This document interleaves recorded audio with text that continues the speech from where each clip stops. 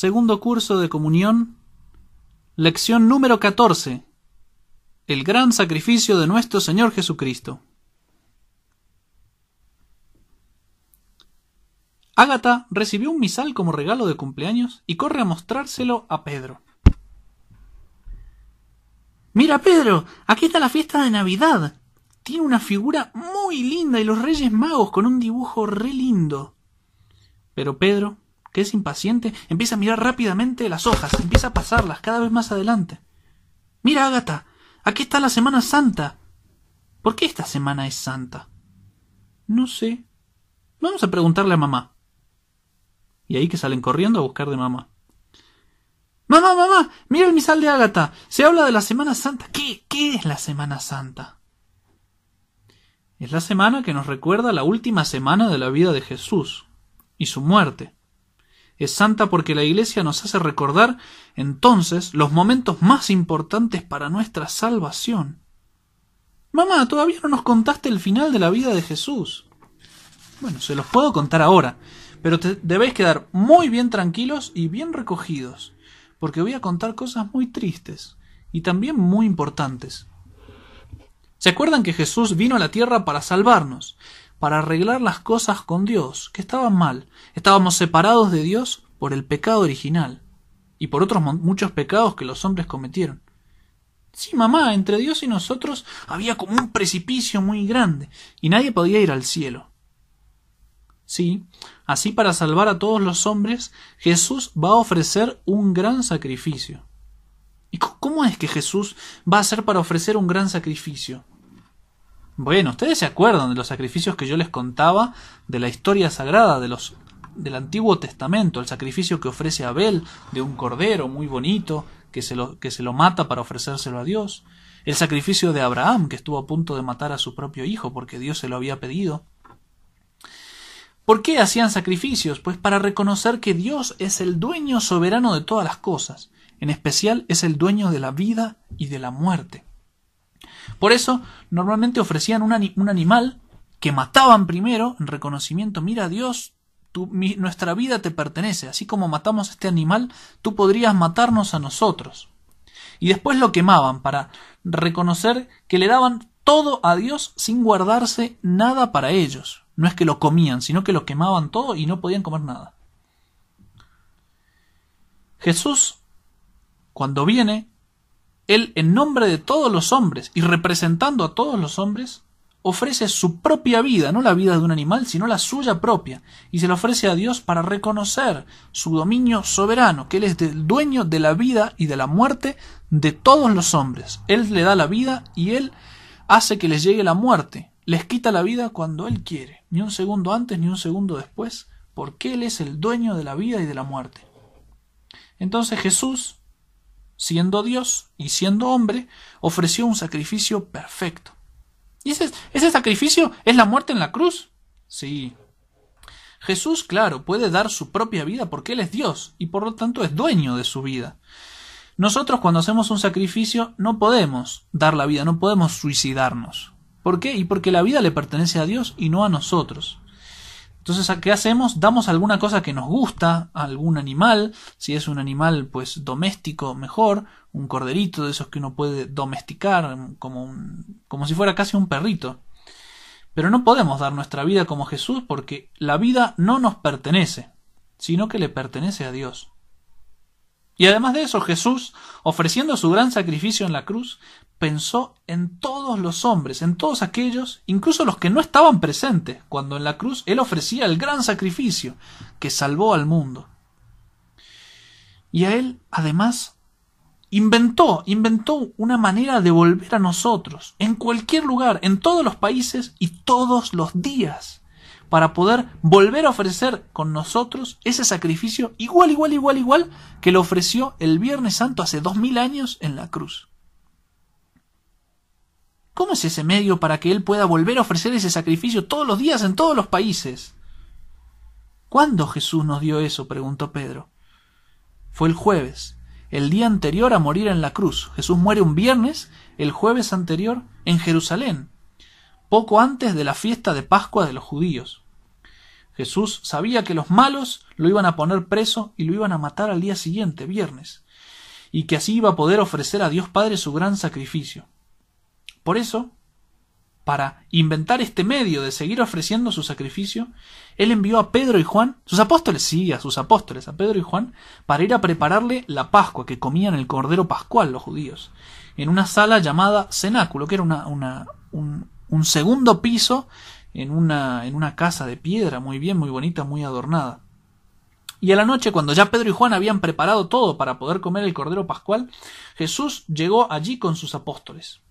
Se sentaron a la mesa y comieron, y después de la comida, Jesús tomó un pedazo de pan en sus manos, y dándole gracias a su Padre, después mirando ese pan dijo: «Tomad y comed, esto es mi cuerpo».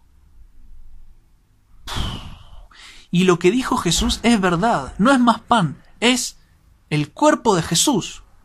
En un instante Jesús transformó el pan en su cuerpo, de la misma manera que en las bodas de Caná él había transformado el agua en vino. Bueno, Jesús es Dios, él puede hacer todo lo que quiera. Es como para la creación, cuando Dios dijo que se haga la luz, y hubo la luz. Acá Jesús dice, esto es mi cuerpo, y el pan se transforma en el cuerpo. Sí, está bien. Sí. Jesús entonces después tomó un cáliz de vino, es decir, una copa de vino, una copa muy adornada, y agradeció a Dios y dijo: «Bebed todos de él, porque esta es mi sangre». ¡Uy! ¡Otro milagro! Sí, acá Jesús acaba de transformar el vino en su sangre. Son las mismas palabras que el sacerdote dice en la misa. Eso está escrito en el misal, y Ágata pasaba las hojas para encontrar la parte del misal donde decía: «Sí, acá está, esto es mi cuerpo», dice el sacerdote. Sí, Jesús en el cenáculo transformó el pan y el vino en su cuerpo y en su sangre. Y ahí instituyó el sacramento de la Eucaristía, para que todos pudiéramos comulgar, comer su cuerpo y beber su sangre. Y Jesús siguió: «Esto es mi cuerpo que será entregado», es decir, que va a ser ofrecido como sacrificio por vosotros el día de mañana, el viernes. Con estas palabras, Jesús ya se ofrecía en sacrificio de una manera muy misteriosa. Por eso continuó y le dijo a sus apóstoles: «Haced esto», es decir, hagan esto en memoria mía, en recuerdo mío. Es decir, hagan lo que yo acabo de hacer. Transformar el cuerpo, el pan en mi cuerpo y el vino en mi sangre. Yo les doy la orden, háganlo. Y los apóstoles obedecieron a Jesús. Y desde ese día siempre hubo hombres elegidos por Dios para lo que Jesús mandó. Para seguir haciendo lo que Jesús mandó. Son los sacerdotes. Ellos entonces toman el pan. No, mamá, no es pan, es una hostia. Bueno, pero ¿de qué está hecha la hostia? De harina muy blanca y muy fina. Es pan. Es pan. Y de hecho es el pan que Jesús probablemente tenía en sus manos. Porque los judíos, cuando se acercaba la fiesta de Pascua, no le ponían levadura. Por eso no se hace esponjoso, sino que queda planito y chatito, como la hostia. Y además en la misa la cortamos bien redondita para que simbolice muy bien a Dios, que es blanco y puro como la hostia, y redondo, porque el redondo siempre figura la perfección. Y entonces el sacerdote toma la hostia, que es pan, y sobre ese pan ellos dicen: «Esto es mi cuerpo». Y después toman el cáliz con vino y dicen: «Este es el cáliz de mi sangre». Y entonces Jesús vuelve a la tierra en medio de nosotros. Y cuando Jesús está en el altar, entonces ahí Él se ofrece en sacrificio a Dios Padre. Vuelve a hacer lo mismo que hizo en la cruz. «Padre, en tus manos encomiendo mi espíritu». Se ofrece en sacrificio por sus hermanos, los hombres, igual que en la cruz. Eso es lo que llamamos el santo sacrificio de la misa. El altar entonces se transforma como en la montaña del Calvario, el lugar donde estaban las cruces donde Jesús y los ladrones murieron. El gran sacrificio de la cruz se vuelve a ser presente, vuelve a estar de nuevo ahí en nuestro altar. Pero hay una diferencia, que la sangre de Jesús se derramaba totalmente en la cruz, y Jesús sufría y moría sufriendo. Sin embargo, en la misa, Jesús ya no sufre, porque ya está resucitado y glorioso, y no muere, Se ofrece en sacrificio sin morir y sin sufrir y sin derramar su sangre. Es un sacrificio muy misterioso.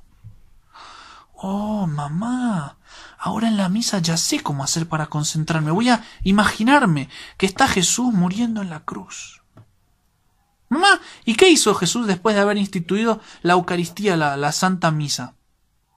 Bueno, Jesús, después de haber instituido la Eucaristía el jueves, a la noche se llevó a los 11 apóstoles a un jardín que él conocía muy bien, sobre un pequeño monte que estaba ahí a la derecha de Jerusalén, que estaba cubierto de árboles, de olivos, que son los que dan las aceitunas. Y es que se le llamaban justamente por eso el Monte de los Olivos. Mamá, pero son 12 los apóstoles, no 11. ¿Dónde estaba el número 12? Bueno, el que falta es Judas, que ya había ido mientras los apóstoles estaban cenando, se había ido a buscar a los hombres que querían matar a Jesús y les dijo: si desean, yo les vendo a Jesús. Denme soldados para ponerlo preso y yo los conduciré a ustedes a donde él se encuentra. Judas es un traidor. ¿Cómo va a ser encarcelar a su maestro? Sí. Y Jesús dejó a la mayoría de los apóstoles a la entrada del jardín y se llevó con él solamente a Pedro, a Santiago y a Juan. Los 3 apóstoles, cansados, se sentaron en el suelo mientras Jesús se alejaba un poco para rezar. Y Jesús, estando solo y a punto de morir, empezó a ver y a imaginarse todos los sufrimientos que iba a tener que soportar. Vio también toda la fealdad de los pecados nuestros, no solo de los apóstoles y de todas las otras personas que lo iban a matar, sino de todos los pecados de todo el mundo. Y eso fue una cosa tan fea, y su alma quedó tan triste, al punto de querer morir. Se puso de rodillas y empezó a rezarle a su Padre: Padre, si fuera posible, pase de mí este cáliz, es decir, estos sufrimientos, que no tenga que beber yo estos sufrimientos. Pero sin embargo, terminó Jesús: que se haga tu voluntad y no la mía. Si tú quieres que beba, yo bebo. Si tú quieres que sufra, yo sufro. Y mientras tanto, aunque Jesús estaba en el colmo de la oración triste, los apóstoles dormían. Ay, ay, ay. Ellos no lo acompañaron rezando con él. 3 veces Jesús los vino a buscar y les pedía: por favor, recen conmigo. Pero ellos siempre se volvían a quedar dormidos.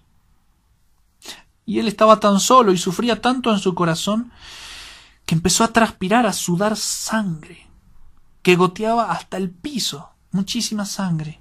Quedó todo manchado de rojo Jesús. Pero él seguía rezando, continuaba su oración. Y entonces Dios Padre, compadeciéndose de Jesús, envió un ángel para que lo consolara. Y Jesús entonces se levantó y fue a ver a sus discípulos y los despertó. Vamos, levántense, porque llegó la hora en que el traidor está por llegar.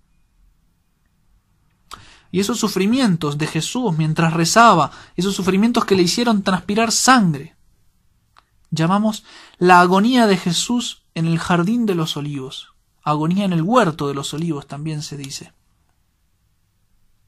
Sí, lo que más le hizo sufrir a Jesús es que él iba a morir, y a pesar de que él iba a morir y que él podía salvar a todos los hombres con su sangre, muchísimos de los hombres no les iba a importar la sangre de Jesús. No iban a hacer ningún esfuerzo por salvarse y se iban a condenar. Hay muchas almas que van al infierno incluso después de la muerte de Jesús. A Jesús le pareció ver que su sacrificio era inútil, que no valía la pena morir en la cruz. Y eso lo hizo sufrir muchísimo, la tristeza de ver que a pesar de que él amaba a todos los hombres, no iba a poder salvar a todos. No porque su sacrificio no valiera, sí, su sacrificio valía, pero los hombres no iban a querer aprovecharse de ese sacrificio.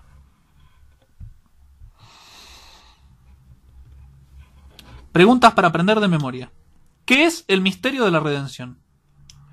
El misterio de la redención es el misterio de Jesucristo, muerto en la cruz para redimir a los hombres.